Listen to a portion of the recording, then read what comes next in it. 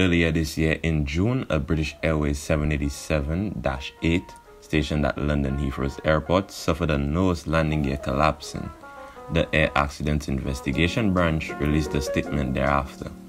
November 3rd, the association finally published the final report of the incident. We'll take a look at it today. Around the time of the incident, many of the borders worldwide was closed off, with several carriers operating their cargo subsidiaries, with British Airways being such an example. On the day of the incident, the aircraft was loaded with cargo and set for a flight to Frankfurt International Airport.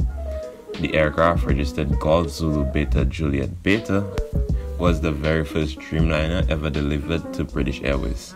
The aircraft on the day was displaying free fault messages associated with the nose landing gear doors. The ground team was working to fix these issues simultaneous to the aircraft being loaded.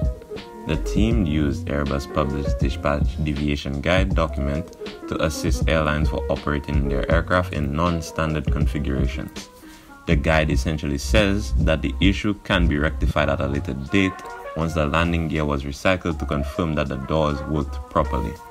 Now, during this process, since hydraulic power is applied to the aircraft, they would need downlock pins to insert it into the nose and main landing gear to ensure that they would not retract during the cycle.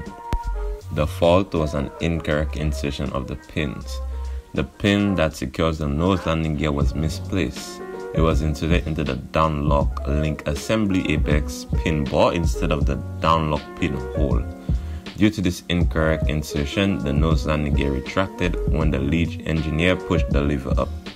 As an unfortunate result, the nose of the aircraft struck the ground, and the lower front section of the aircraft suffered significant damage.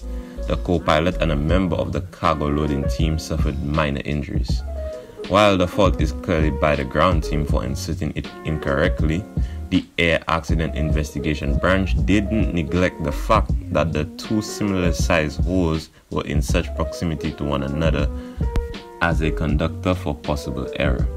They further went on by stating that human error is something that can never be eliminated, and that we must just take more measures to prevent it from occurring as frequently.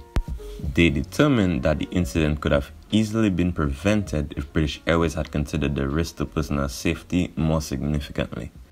Things have fortunately changed at British Airways, and the aircraft within British Airways fleet was updated to ensure that this fault will never occur once more, and policies have been updated for the safety of their crew.